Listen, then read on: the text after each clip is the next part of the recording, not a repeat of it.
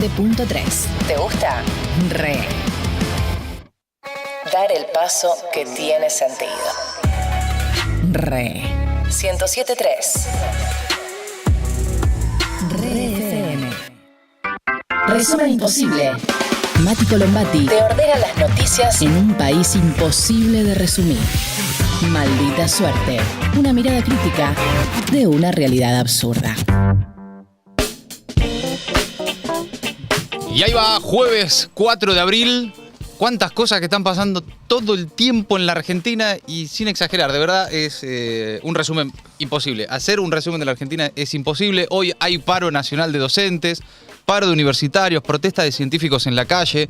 ATE para este viernes, la CGT confirmó que se moviliza el próximo 1 de mayo. El gas se suma a los tarifazos que ya tenemos en luz, agua y transporte, mientras cae la recaudación de marzo, todo eso mientras los millonarios que bancan a Milei son cada vez más millonarios y una dirigencia opositora que permanece aislada y ausente. De todo eso nos vamos a ocupar en la próxima media hora. Mientras tanto, ya sea en vivo o luego, en el momento en el que vean esto, le ponen un like, un comentario y le dan ahí una regadita al algoritmo. El gas aumenta 350% en los hogares. El gobierno oficializó este miércoles el aumento de las tarifas de gas natural por red a los hogares, comercios, industrias y otros usuarios no domiciliarios. Esta quita de subsidios es una parte central del ajuste fiscal que ejecuta Milei y pide el Fondo Monetario Internacional a través de resoluciones publicadas en el boletín oficial. El Enargas confirmó la elevación del cargo fijo sobre el cargo variable del servicio, así que lo que se viene ahora es un tarifazo que vamos a pagar el próximo mes. Entre abril y marzo la suba promedio nacional para los usuarios residenciales es de un 350%.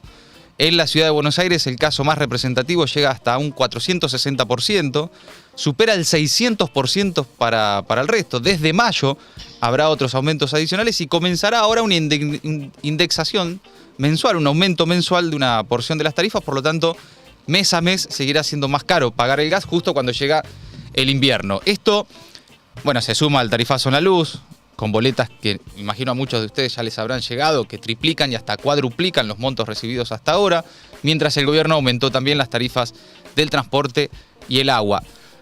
Luego de esto, luego de esta noticia, subieron hasta un 14% las acciones de las empresas de energía argentinas en Wall Street. Buena noticia entonces para las energéticas, no tanto para las familias que van a pagar esos aumentos, para los comercios, para las pymes. Y justo sobre esto también, algo en lo que me quería detener antes de meternos en el desguace del Estado y el ataque del gobierno a los estatales, que es que en las últimas horas salió el ranking de la revista Forbes con las personas más multimillonarias del mundo. No hay sorpresas, son más o menos los mismos de siempre, son todos tipos, etc. Bueno, hay 6 argentinos, que tampoco son una sorpresa, son los de siempre. Galperín, que es además el único entre los 500 más ricos del mundo, tiene ese privilegio. Después está Paolo Roca de Techint, está el presidente de Pan American Energy, Alejandro Bulgeroni, Gregorio Pérez Compangue, el dueño de una de las principales alimenticias del país, Molinos Ríos de la Plata, está Eduardo Urnequian, ex jefe de casi todo el gobierno, incluido el propio Milei, y Eduardo Constantini. El dato es la cantidad de guita que ganaron el año pasado, mientras la inflación en alimentos se disparaba y, por ejemplo, para tener en cuenta ahora también sirve el dato, ¿quiénes son de vuelta los ganadores de los sectores que se desregulan por completo? Y que casualmente son los empresarios, esos 6, que más bancan a Milei y que incluso más funcionarios pusieron en el gobierno. Incluso faltan algunos, son estos 6, pero faltan ahí. Falta Elstein, faltan varios más. Falta Pagani, falta Mañeto hasta ahí, pero bueno.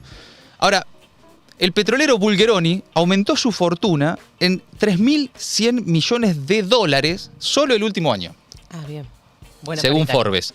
Pan American Energy, de Bulgeroni, tiene como actividad principal la exploración, desarrollo y producción de petróleo y gas, refinación y comercialización de hidrocarburos y todos sus subproductos. Es dueño también de Action Energy, así que está en un buen momento, Sí. con la desregulación total del mercado petrolero. Fue uno de los que estuvo incluso Bulgeroni hace poco en ese encuentro, ¿recuerdan en el que Milei habló con las luces apagadas? Sí. Bueno, ahí estuvo entre otros el petrolero Bulgeroni que bancó el camino de Milei y dijo una frase que quedó en algunas entrevistas, que es: en este momento estamos todos sufriendo, dijo Bulgeroni, que se incluye evidentemente entre las personas que la están pasando mal. Paolo Roca aumentó su fortuna a $2.900 millones. El empresario copó todas las áreas de trabajo del gobierno, entre ellas al secretario de Trabajo, puso a Julio Cordero, puso 7 funcionarios, entre ellos a Horacio Marín, que pasó de CEO de Tecpetrol a presidente de YPF, es decir, Techín puso al presidente de YPF. Galperín aumentó su fortuna en $1.400 millones. Tengamos en cuenta que Mercado Libre no por esto hace su fortuna, pero para tener también dentro del panorama de dónde está el ajuste y a quiénes están ajustando, Mercado Libre recibe más de $100 millones por año de subsidios impositivos del Estado argentino. Claro. De excepciones impositivas, impositivas. Que el propio Milei reconoció que son subsidios. Sí. También los subsidiados como Galperín, ¿no? Eso es el último año. Solo el último año de sí. Galperín, porque recordamos que también Galperín hizo una verdadera fortuna en pandemia. Exactamente, por supuesto. Sí, ahí se especialmente le disparó. disparó. Todo, claro. Eurnequian, fundador y máximo accionista de la Corporación América y Aeropuertos Argentina 2000, aumentó su fortuna en $1.100 millones. Pérez Companc es el dueño de Molinos Río de la Plata. Es una de las corporaciones que más aumenta los precios de los alimentos y que marca el pulso del mercado de la comida en la Argentina. Aumentó su fortuna el año pasado $1.000 millones. Esos además, el problema no es que sean millonarios. No. Todo bien por ellos, fantástico que puedan tener ese tipo de recomposiciones de ingresos en este momento, de duplicar y hasta triplicar sus patrimonios en un año. El problema es que estos son los sectores que bancan este gobierno, que desregula esos sectores para maximizar aún más sus ganancias. Y que tienen muchos de esos sectores, fuertes beneficios del Estado, en exenciones impositivas, pero de otras formas también, que son también recursos que podría obtener el Estado o el gobierno en su camino de equilibrio fiscal. En lugar de recortar jubilaciones, comida para los comedores, pensiones para las personas con discapacidad, salarios, etc., acá también hay un filón grande de guita que el Estado podría tomar para ir en ese camino de equilibrio fiscal del que se enorgullecen Milei y Caputo. Bueno, no. Y que no significa que no lo hacen. Que no ganen, digamos, ni que pierdan, sino que ganen un poquito menos. Absolutamente, y además no estamos hablando de sus patrimonios personales. Cuando se hablan de sección... pero siempre me gusta la palabra. De eximirlos de pagos de impuestos y demás, tiene que ver con las actividades a las que se dedican, no a las que tienen ellos en el banco, que además la tienen afuera, están radicadas sus empresas como Techín en Luxemburgo, como Mercado Libre y Galperín en Uruguay, Islas Caimán, nada de todo eso tributa en la Argentina además. Y lo peor es que cuando le preguntan dicen, no, sí, todos tenemos que hacer sacrificios. Claro. Es un momento difícil, tenemos que hacer sacrificios. Bueno, como dijo Bulgeroni hace poquito en esa reunión en la que estuvo Milei, en este momento estamos todos sufriendo. Sí, maravilloso. Sí. Dame un abrazo, chiqui. Sí, bueno, pobrecito. te cambio mi sufrimiento por el tuyo. Claro. Mano a mano. Bueno, para darle un contexto también sobre dónde o en qué sectores el gobierno sustenta su ajuste y su equilibrio fiscal, ¿no? No son en estos sectores, por supuesto que son casualmente además los que más bancan hoy al gobierno de Milei. Y en paralelo entonces lo que vimos en las últimas horas, los estatales bajo ataque del gobierno, tratando con el viejo discurso de son ellos los que tienen la tuya. Decirle al resto de la sociedad, mira, son estos ñoquis los que tienen la que a vos te falta. Y no los anteriores, que estaban en la lista de Forbes. ATE confirmó hoy, en realidad ayer, un nuevo paro para mañana, para este viernes, y una movilización al Ministerio de Economía, ese mismo día, desde las 3 en reclamo por los despidos de los trabajadores estatales. Este miércoles se vivió una jornada dramática. Vimos muchas imágenes en redes sociales. El gobierno nacional formalizó el despido de miles de trabajadores y además militarizó los ministerios para impedir que protesten. Una mañana muy tensa que vimos en el día de ayer con los trabajadores intentando ingresar a sus puestos tal como establece la legislación laboral, pero 3 fuerzas de seguridad federales, prefectura, gendarmería y la Policía Federal se lo impidieron en un operativo montado por Patricia Bullrich. El gobierno confirmó además la baja de 15.000 contratos. Es parte del trabajo que estamos haciendo para achicar los gastos del Estado, argumentó el vocero Manuel Adorni.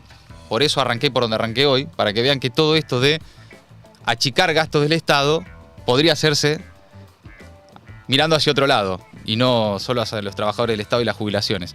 Bueno, y también sostuvo Adorni que todo personal fue despedido porque no era necesario. Desde ATE y UPCN sostienen que los trabajadores que son despedidos no son solo aquellos con contratos más frágiles, sino que se trata de personas que estaban hace 20 años, 18 años, 15 años, 12 años en sus funciones, y en medio de los reclamos por despidos del Estado renunció la subsecretaria de Trabajo, otra funcionaria que renuncia en el gobierno de Milei, Mariana Hortal Sueldo. Es increíble, les buscan los apellidos, ¿no? Sí. Yacine. A Yacine Sueldo es. Yacine Sueldo. Esa dupla. La dupla Yacine Sueldo. Por favor. Era Nos espectacular. estaban queriendo decir algo y no nos dimos cuenta. Había un mensaje en el apellido Sí. de los funcionarios, ¿no? Yacine Sueldo. Yacine Sueldo. Bueno, también ya se fue Yacine Trabajo y ahora sin sueldo también porque salió del gobierno. Dice que por motivos personales. Había puesto a disposición su renuncia con ya en su momento la salida de Omar Yacine, que el presidente Milei lo responsabilizara en aquel entonces por los aumentos de sueldo del propio Milei. ¿Se acuerdan, Claro, Juan? sí. Hugo Yasky, secretario general de la CTA y diputado nacional, estuvo ayer en las puertas de uno de los ministerios, aseguró que los despidos masivos en el Estado no son cese de contratos y que en realidad lo que quieren hacer es destruir el Estado. Yasky pidió por un paro nacional y un plan de lucha que continúe en el tiempo. Estamos convencidos que tenemos que ir a un paro nacional. Estamos en tratativas con los compañeros de la CGT. Las dos CTA ya resolvimos convocar un paro nacional. Mañana lo van a anunciar hoy, van a parar los docentes en todo el país. Creo que las condiciones están dadas para el paro nacional. Todos los trabajadores y trabajadoras tenemos que demostrar que no nos vamos a arrodillar ni nos vamos a dejar llevar por delante. Bueno, también estuvo Daniel Catalano, el Tano Catalano, secretario general de ATE Capital, anunciando el paro de estatales más grande que podamos construir para mañana, para este viernes 5 de abril. Damos los pasos que tenemos que dar y no vamos a estar empujados por la coyuntura a quedar rehenes de una instancia de represión. Por eso les pedimos que tengamos un cacho de paciencia, porque la urgencia es hoy, la urgencia nos lleva a tomar más medidas y dentro de esas medidas queremos que nos puedan mandatar para que el día viernes la seccional capital federal con la seccional de la provincia de Buenos Aires podamos hacer el paro de estatales más grande y la movilización más grande que podamos construir. Bueno, ahí estaba Daniel Catalano, ahí en una de las convocatorias en las puertas de los ministerios y dependencias del Estado. Bueno, en paralelo también, ayer la CGT confirmó más medidas de fuerza contra el gobierno, se moviliza el 1 de mayo y no descartó un paro nacional. Se reunió a hacer la mesa chica de la CGT en la sede de UPCN. Héctor Daer adelantó que se va a reunir el Consejo Directivo de la Central Obrera el próximo jueves 11 de abril, para ahí decidir la modalidad y la fecha de una protesta y dijo que no descartan ninguna medida. No descartamos nada, ni paro ni movilización. Seguramente va a haber varias actividades de acá a fin de mes. Hay una propuesta también que va a quedar a consideración del Consejo Directivo, que el día 1 de mayo hagamos una gran movilización también. Así que hay un montón de actividades que se irán desarrollando de acá a fin de mes. ¿Cuál es su postura, Daer? Por respeto al Consejo Directivo, que tenemos que sostener la unidad y a rajatabla tenemos que tener la consideración que las definiciones las tenemos que tomar todos los sectores. Y por eso vamos al Consejo Directivo el día 11. Bien, Daer también anticipó que el miércoles de la semana que viene está prevista una reunión con el bloque peronista del Senado, un día antes de la reunión del Consejo Directivo, que tendrá en sus manos entonces la decisión de lanzar o no un segundo paro contra Milei, de mínima sí una movilización, eso seguro. Sobre la posibilidad de que el gobierno vuelva a aplicar el impuesto a las ganancias para los trabajadores de la cuarta categoría, dijo Daer que los gobernadores no tienen que dejarse subyugar por el gobierno que solo hace caja y les pidió que defiendan al pueblo. Los gobernadores no pueden tener ni la mezquindad ni ser tan egoístas de creer que si les ponen un impuesto a los trabajadores van a estar mejor. Van a estar peor porque van a tener más recesión en todos sus lugares y en sus provincias. Así que con el tema ganancias no creo que se metan. Los gobernadores tienen que pensar que tienen que defender a su pueblo y no dejarse subyugar por un gobierno central que lo único que hace es caja. Los gobernadores... ¿Por qué habla de los gobernadores cuando hablamos de ganancias? Bueno, porque es un impuesto coparticipable que le representa un ingreso muy importante a las provincias.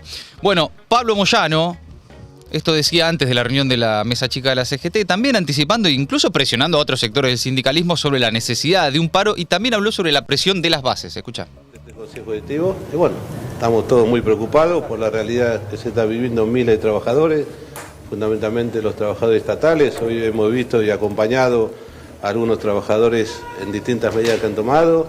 Mañana el paro de los maestros. Bueno, todas las actividades están muy complicadas por esta política económica y seguramente hoy tendrá que salir o un paro general o la fecha de una marcha, de una gran marcha federal para decir al gobierno que cambie este rumbo económico que tanto daño le está llevando adelante a muchísimos argentinos, argentinas, jubilados y jubiladas. ¿Usted siente la presión de las bases para llevar adelante un paro? No es sentir la presión, es ver la realidad. Uno es dirigente gremial, yo camino a la calle, voy a las empresas, no soy un dirigente de escritorio.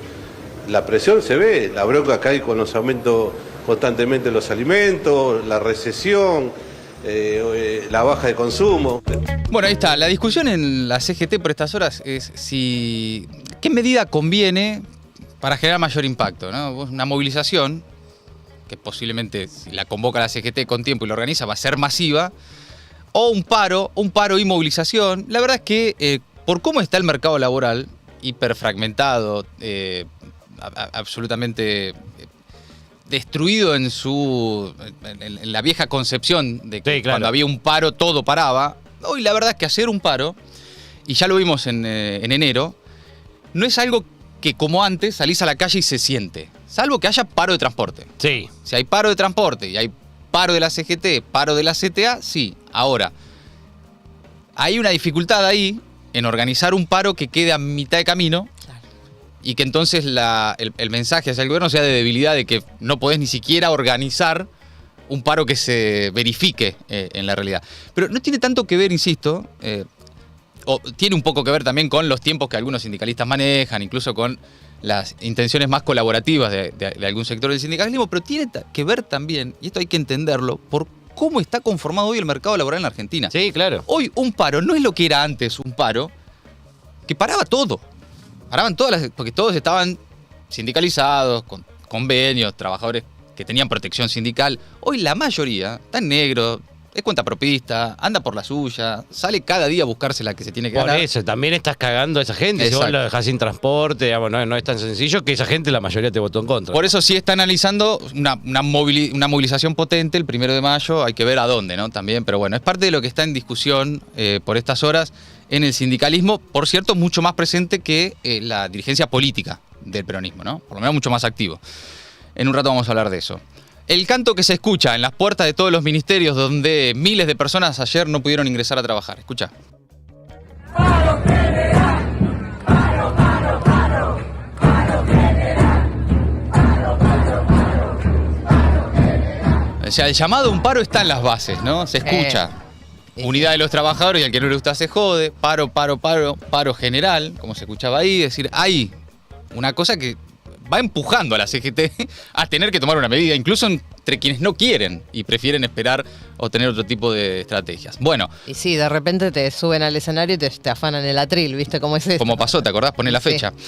Bueno, justamente hoy, paro de docentes. Hoy los docentes realizan su segundo paro nacional desde que asumió Milei. Es en rechazo a la eliminación del Fondo Nacional para el Incentivo Docente por parte del gobierno y la decisión de no avanzar con la paritaria nacional docente.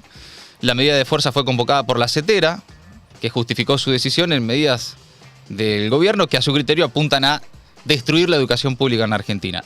En paralelo, ayer el vocero presidencial, Manuel Adorni, advirtió, obviamente, que se le va a descontar el día a los docentes que adhieran a la protesta. Junto a la docencia de todos los niveles educativos, hoy también hay paro universitario. La CONADU, la Federación Nacional de Docentes Universitarios, y FEDUBA, el gremio de docentes de la UBA, también realizan hoy un paro nacional universitario con también acciones de visibilización en todas las universidades nacionales del país. Y también hoy, con la consigna no al ajuste en educación y ciencia, sí a la universidad pública, trabajadores y trabajadoras del CONICET y de la Universidad de Buenos Aires, de las Facultades de Ciencias Médicas y de Farmacia y Bioquímica, salen a la calle a comunicar la crisis que atraviesan estas instituciones y a visibilizar sus reclamos al gobierno nacional contra el ajuste presupuestario, los despidos y el desmantelamiento de las políticas y organismos de ciencia y tecnología. Van a realizar esta tarde un banderazo ahí en Plaza Jusey. Bien, ¿cuál es el relato oficial sobre este desguace del Estado que estuvimos viendo? Salió muy fuerte el gobierno y distintos voceros a atacar a los estatales y a bancar el ajuste. Salió Patricia Bullrich, reapareció Sturzenegger, salió Guillermo Francos, además, por supuesto, del vocero Adorni. Con el relato de un gran Estado ñoqui y caro que cae sobre las espaldas de una sociedad que solo quiere un cambio y libertad, ¿no? Insisto, volvieron los 90. Sobre la militarización de los ministerios y dependencias del Estado, Bullrich dijo anoche en TN que nadie quiere echar a gente porque sí, pero que si el Estado es un peso muerto sobre la sociedad, ¿no? Ese concepto de el Estado como peso muerto sobre la gente que quiere libertad y el Estado no se lo permite, bueno, hay que tomar esta decisión, dijo. ¿Cuántos efectivos se movilizaron? Mire, alrededor de 2.000 efectivos. Unos 2.000 efectivos. ¿Mañana? Mañana no tenemos todavía una intención de volver a hacer lo mismo. Pero bueno, nosotros tenemos una fuerza preparada y lista que tiene como objetivo el orden público, que tiene como objetivo el cuidado de los bienes del Estado y que tiene como objetivo cuidar al Estado porque es una policía de Estado. Claro. Entonces, en ese sentido, no nos van a torcer el brazo. Salgan un día, 2 días, 3 días, 4 días, no nos van a cansar. Entonces, hay que la lógica es buscar otras ideas. Nadie quiere despedir gente porque sí. Ahora, si objetivamente el Estado es un peso muerto sobre la sociedad, y eso significa tener todavía impuestos altísimos, tener precios caros para la sociedad, no tener la competitividad que tenemos que tener, en algún momento hay que tomar la decisión. Decisión que toma el Estado Nacional. Bueno, escucharon, ¿no? El concepto del peso muerto del Estado sobre la sociedad, ¿no? Esta cosa es una reversión del Estado bobo. Sí. Ya se vivió en los 90, se vivió en otros momentos de la historia, que es la justificación básicamente para echar gente y desguazar el Estado, cerrar el ministerio y eliminar programas, ¿no? Reapareció Federico Sturzenegger, justamente uno de los que recordamos también de otras épocas, para justificar los despidos estatales, porque una gran cantidad de personas son ñoquis, aunque aclaró, hay muchas personas que seguramente son trabajadores reales. Bien. Y eso hace las cosas un poco más dolorosas. Escucha. Mira. Obviamente una gran cantidad de estas personas son ñoquis. Hay también muchas personas acá que seguramente son trabajadores reales, que trabajan, que dirán por qué me toca a mí, yo cumplo con mi función, etc. Entonces eso es un poco más doloroso, pero también lo que hay que entender es que el Estado, y vos lo mostraste en un gráfico, o sea, se ha sobredimensionado de una manera increíble.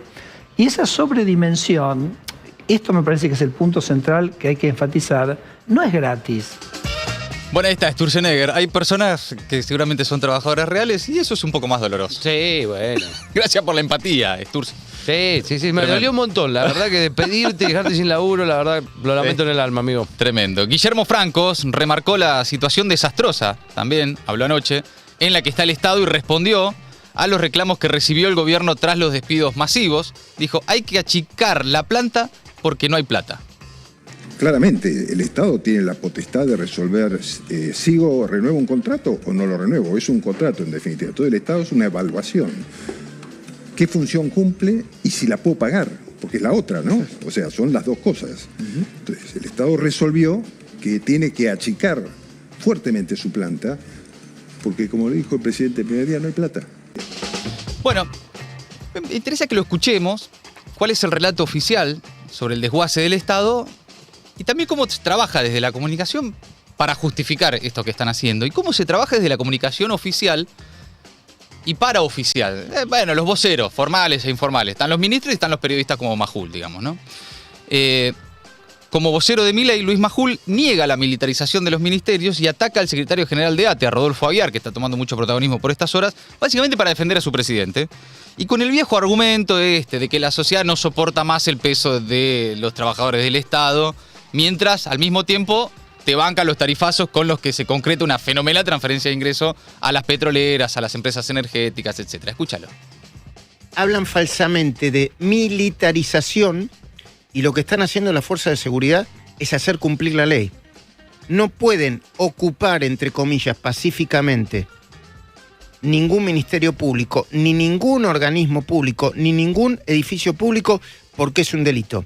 Y si las fuerzas de seguridad se lo impiden, lo que están haciendo es cumplir con la ley. El impresentable, con varias causas abiertas, del señor Aguiar, dice que el presidente es el primer ñoqui porque tuitea más de lo que gobierna. Habría que responderle, primero, que el presidente Javier Milei, más allá de lo que tuitea, toma decisiones políticas. Y entre las decisiones políticas está reducir un Estado cuyo peso el resto de la sociedad no lo soporta más. No, ni una gota al piso. No dejó nada, no le dejó nada a sus compañeros. Bueno, igual tiene un punto. Yo no sé si no prefiero que tuitee a que gobierne. La verdad, ¿no? Sí, claro. Tiene un punto. ¿Por qué muestro esto? Porque es parte del aparato comunicacional oficial necesario para avanzar en el desguace del Estado y los despidos y después en todo lo demás, ¿no? Acá es con Aguiar, pero después es en general. Y es lo mismo que vivimos en la Argentina los que recuerdan los 90. Esto que decíamos más temprano, te encontrabas a tu viejo puteando a la tele en ese entonces con Neustadt, bueno, hoy es Majul. Puteabas en ese entonces a Sturzenegger, bueno, hoy también es Sturzenegger. En ese entonces puteabas a un Menem, bueno, hoy también tenés un Menem para putear. Sí, en los 90 vos puteabas, en los 90 y en el 2000. Sí. Crisis 2000, 2001, a Bullrich. Bueno, hoy también tenés a Bullrich para putearla. Es muy similar, insisto, quienes tengan un rato vuelvan a ver Memoria del Saqueo de Pino Solanas y van a encontrar puntos en común. Toda la segunda línea de Caballo, metidas también. Bueno, Caputo, ¿no? Claro. Etcétera. Bueno, pero fíjense hasta dónde llegan, ¿no? También dijo en La Nación Más, Majul, para justificar las quitas de pensiones por discapacidad, que lo diga él, Viste que la gente pide en los semáforos, ¿no? Yo normalmente cuando puedo y estoy en el semáforo, le doy a la gente que pide. Viste que hay gente que pide en los semáforos y que además tiene una discapacidad. Y hay unos poquísimos, que se hacen los discapacitados y piden. A mí esos poquísimos, me habrá tocado una vez, 2 veces, se me mezcla la tristeza con la indignación y la piel de gallina. ¿Se entiende, no? Sí. Lo considero un doble fraude. Bueno. ¿Hasta dónde llegan para construir el relato necesario para hacer todo lo que están haciendo, digo, ¿no? No es porque simplemente a Majul algún día le molestó que alguien en un semáforo se haga el rengo para pedirle una moneda. Sí. No, es parte de la construcción cotidiana, permanente y de la justificación que llega incluso a estos niveles, de decir que hay gente que se hace pasar por personas con discapacidad para pedir plata en la calle. Que en definitiva lo que está haciendo Majul es justificar la eliminación por estos días de un montón de pensiones por discapacidad que hay en la Argentina, ¿no? Es parte de la misma estructura. Ahora, escuchaban ahí a los funcionarios y al relato oficial sobre el desguace del Estado, a los voceros del gobierno, tanto políticos como mediáticos, ¿y la oposición qué? Y eso me interesaría saber muchísimo, Mateo. Porque uno se puede enojar con esto, digamos, nomás, menos. ¿Y la oposición qué? ¿En qué anda la oposición? Ayer salió Axel al cruce en Twitter del panorama general de crisis. En el medio de una epidemia de dengue, un Estado nacional desertor y ausente que no cuida a nadie, como Milei como presidente, el gobierno solo está presente para despedir trabajadores, subir tarifas, poner techo a los salarios y defender privilegios. Dice Axel, amanecimos con el CONICET y otras dependencias públicas casi militarizadas. Vimos hoy un espectáculo tan triste como cruel, que quedará en la memoria como una de las imágenes más representativas de este tiempo oscuro. Y expresa ahí su solidaridad con todos los trabajadores despedidos. Nuestro compromiso es hacer todo lo que esté en nuestras manos para proteger los derechos del pueblo bonaerense y para atenuar la agresión de Milei sobre los derechos y la vida cotidiana de las familias. Bueno, un tuit de Kicillof. No mucho más de la primera línea de la conducción política del peronismo, no mucho más. Ayer me tomé el trabajo en serio de buscar cuántos dirigentes políticos habían estado con los estatales despedidos en la puerta de los ministerios. Cato Podis. Sí. Y la izquierda. Y Marino. Sí, Marino y la izquierda. Sí. Miriam Bregman, Nicolás del Caño. No había más, ¿eh? No se acercó ni uno, ¿eh? Bueno, y algunos Pablo Moyano, Yasky, digamos, el sindicalismo. Sí, el Por fuera del sindicalismo. sindicalismo no se acercó nadie, ¿eh? Sí, sí. Ni un tuit se les escapa, ¿eh? Hay mucha ansiedad para pedirle cosas al sindicalismo y no tanta ansiedad para pedirle cosas a los dirigentes del peronismo, ¿no? Escuchemos a Gabriel Catopodis, funcionario del gobierno bonaerense también, hoy. Estuvo en la puerta de la Secretaría de Trabajo y dijo que los despidos masivos son un mensaje del gobierno para los trabajadores, pero para también todos los empresarios, de que vamos hacia una Argentina más chica. Escucha. Bueno, me parece que es grave lo que está ocurriendo. 10.000 trabajadores en la calle, son 10.000 familias. 10.000 trabajadores en la calle es una economía más chica. Es claramente un mensaje del gobierno para todos los empresarios de la Argentina, de que hay un mensaje ahí de que vamos a una Argentina más chica y todos están de alguna manera autorizados, legitimados para despedir y para achicar el personal. Y detrás de estos puestos de trabajo que se destruyen, por supuesto que hay capacidades del Estado. Es un trabajador en vialidad que tiene la responsabilidad de cuidar las rutas. Acá en el Ministerio de Trabajo son 500, 600 trabajadores que la principal tarea es controlar el trabajo en negro, es controlar un problema grave que tenemos en la Argentina. Bueno, definitivamente lo que teníamos que mejorar no lo vamos a mejorar rompiendo todo, no al precio de reventar todo y dejar a cientos de miles de trabajadores en la calle. Ahí estaba, Catopodis entonces, Gabriel Catopodis, ministro de Obras Públicas de la provincia de Buenos Aires. Alguien que suele estar, ¿no? Y ya lo hizo el año pasado en campaña, etcétera. Suele ir a poner el cuerpo, ¿no? Y después la izquierda, Miriam Bregman, que pone en números cuánto representan los trabajadores estatales en el presupuesto nacional en comparación con, por ejemplo, el pago de la deuda. Escuchemos. Es ahorrar gastos innecesarios en el Estado. Bueno, el vocero presidencial, la inutilidad de Adorni es manifiesta, no sabe contestar una pregunta, no puede decir nada preciso, solamente hace chistes ridículos y ofensivos, es decir, ahí él debe cobrar el salario de varios contratados. Suponiendo que, bueno, que en definitiva hay que llevar adelante una depuración de la planta del Estado Nacional, ¿puede ser efectivo estos despidos masivos? Mira, es muy buena tu pregunta porque los contratados del Estado representan menos del 1% del presupuesto y solo entre enero y febrero la deuda pública representó un 23-24% del presupuesto. Es decir, la sangría de la Argentina no son los estatales, no son los trabajadores que reciben una asistencia social.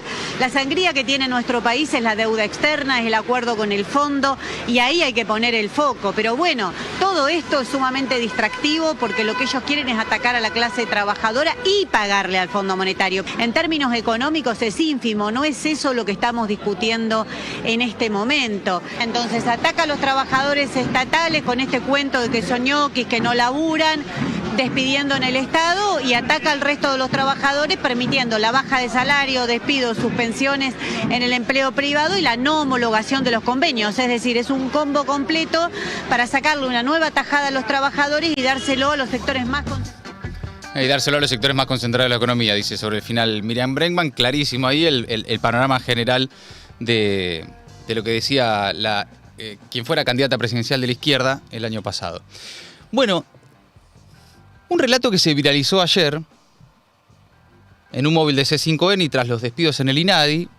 Es un relato muy duro, yo me imagino que algunos lo habrán visto en las redes sociales. Yo lo esquivé varias veces hasta que en algún momento lo vi, que es el de una mujer de 67 años que rompió en llanto y relató ahí el dramático momento que se encuentra viviendo a muy poquito de jubilarse. Yo les propongo que lo escuchemos. Me parece que hay veces que, por más duro que sea, hay testimonios que son necesarios de incorporar. Escucha. Me mandaron una notificación, yo tengo 67 años, en vez de pedirme que me jubile y bancarme hasta que me salga la jubilación, me mandaron una notificación de que se termina el contrato y me quedo sin ningún ingreso hasta que me salga la jubilación. Estamos en estado de precariedad total. Y encima la policía reprimiendo, haciendo fuerza, somos ciudadanos igual que ellos. Cero explicación de por qué te echan. Porque terminó el contrato a propósito, pero saben que yo soy jubilable y yo tengo certificado de discapacidad. Hace 15 años que trabajo en el organismo. podían esperarme, intimarme como jubilable y esperarme, y no esperar el 31 de marzo, por esto que está diciendo esta compañera. Clarísimo el testimonio de la señora, durísimo, y que refleja la crueldad con la que el gobierno está administrando los despidos en el Estado y en general sus políticas públicas. Ahora, el testimonio de la señora es uno de los tantos que vemos todo el tiempo, ¿no? ¿Por qué son virales los testimonios de las personas comunes que sufren el ajuste? ¿Por qué los canales de televisión salen todos a la calle con sus cronistas a preguntarle a las personas cómo la ven y cómo la están pasando y cómo lo sufren? Porque la dirigencia opositora permanece aislada y ausente. No están. La oposición está en modo oculto. Entonces, las palabras que rebotan son las de la gente común que dice, che, loco, yo la estoy pasando mal.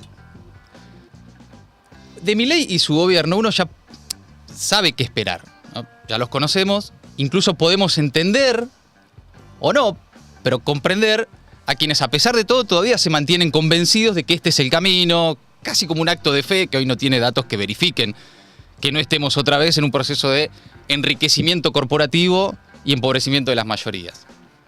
Ahora, otra vez, ¿no? El saqueo de las políticas de un capitalismo radicalizado. Pero ¿y la oposición qué? Mientras tanto, tenés despidos masivos en el Estado, recorte brutal en las jubilaciones y en los salarios, recesión con despidos y suspensiones en el sector privado. Y encima un brote de dengue con un Estado que te manda a cuidarte solo. Ni siquiera el mercado pudo garantizar la libre competencia del abastecimiento de repelentes. Tenés un gobierno que además de avanzar fuerte y rápido con el desguace de lo público, lo hace con crueldad, cinismo, con un ataque además permanente a los símbolos ideológicos y culturales de quienes no compraron el discurso de las fuerzas del cielo. Y mientras tanto, los liderazgos de la oposición, ¿en qué andan? Esa autocrítica o el interminable pase de facturas, las charlas para lamerse las heridas sobre qué nos pasó o qué nos faltó, ¿las podrán hacer mientras al menos intentan solidarizarse con los distintos sectores de la sociedad que no solo están siendo agredidos, sino que encima sienten que nadie está a la altura para protegerlos? ¿Se pueden hacer las dos cosas al mismo tiempo? Digo, ¿podrían al menos intentar representar y contener a la mitad del país que no votó esto? Digo, tal vez tienen el diagnóstico de que nadie quiere escucharlos y razones no faltan. Puede ser, claro. Puede ser que nadie quiera escucharlos. Ok. Pero hay muchos otros que sí. Que están esperando que alguien diga, che, me parece que esto está mal. Hay excepciones en un sindicalismo que quedó primero en la línea de fuego, pero ni siquiera todo el sindicalismo, con un sector que ya está en etapa de negociación, lo mismo con algún sector de los gobernadores, etcétera, y de la política. Hay un puñado de gobernadores que intentan demostrar que hay una alternativa, y un par de personajes que andan a los gritos en los medios y en las redes, con acumulaciones, por ahora más que nada personales. No mucho más. ¿Van a tardar mucho más en salir a decir algo? Claro, la pregunta de Mati es si tienen algo para decir. Digo, más allá de, qué mal esto, digamos. ¿Hay algo más para decir? Yo creo que de mínima, decir, esto está mal y me solidarizo, como hizo, por ejemplo, Axel Kicillof en Twitter, está bien, es el gobernador de la provincia de Buenos Aires, como fue Catopodis ahí, está bien, bueno, te putearán. Sí, pero vos cuando fuiste, bueno, sí, loco, sí, esto está mal ahora, pero tienen que estar. Tienen que estar dispuestos además a bancarse esa primera puteada, porque obviamente va a suceder eso, pero tienen que estar dispuestos. O sea, si quieren estar a la altura de las circunstancias, tienen que estar dispuestos a eso. Por lo menos demostrar hoy cierta voluntad de incluso comerte una puteada, pero querer representar a un montón de gente que no votó esto. Cuando te dicen el 56% votó cambios a la libertad y demás. Bueno, hay otro montón que no, y que hoy no tiene ni una referencia. Mientras, además, vos los ves que continúan en esa especie de autocrítica eterna o de la autocrítica ajena. No, fuiste vos, fue la combi, fue la nafta, fue esto, fue lo otro, ¿no? Y hoy, comunicados solidarizándose con Petro y AMLO, Mientras acá están echando 50.000 personas en el Estado. Sí, ni siquiera eso del macrismo en el 2019 de soy del 41%, Claro. digamos, como ese afianzamiento, ¿no? Bueno, queda la pregunta. Si alguien sabe algo de la oposición, avisa y vamos a estar atentos a que seguramente si dicen algo podamos mostrarlo acá también. Bueno, hasta ahí la política nacional, vamos al mundo, Francesa. Hablando de crueldad, viajamos nuevamente a la Franja de Gaza, donde estamos viendo las consecuencias del ataque israelí contra trabajadores humanitarios de World Central Kitchen, en el que murieron 7 personas a principios de esta semana. Consecuencia, los 2 barcos de la ONG que llevaban ayuda humanitaria a la Franja de Gaza regresaron a Chipre con las 240 toneladas de alimentos que tenían a bordo. Y sí, claro, la ONG se vio obligada a suspender sus actividades. 240 toneladas de alimentos. En momentos en que el riesgo de hambruna es inminente, y eso lo vienen advirtiendo las organizaciones que están allí, ¿no? In situ, viendo cómo evoluciona la situación de los palestinos y las palestinas. Para que se hagan una idea, porque no di ese número ayer, casi 200 trabajadores humanitarios ya murieron en Gaza como resultado de la ofensiva israelí, ¿no? Ayer decíamos, che, no es solamente un ataque a una ONG, sino que es un ataque a toda la labor humanitaria. Bueno, acá tenemos un número que lo viene a confirmar. Mientras tanto, está creciendo la bronca en Israel. Activistas, esto es interesante, y algunos familiares de los rehenes que siguen en manos del grupo islamista Hamas irrumpieron ayer en el Parlamento israelí y arrojaron pintura amarilla, que es el color que se está utilizando en el reclamo, digamos, de la liberación de los rehenes. Así que está caldeado el ánimo en torno al gobierno de Netanyahu. La pregunta, como siempre, es si Estados Unidos, que es el principal socio de Israel, hará o no algo para frenar la masacre que ya acumula más de 33.000 muertos según las últimas cifras divulgadas por el Ministerio de Sanidad gazatí. Y hablando de caldeado,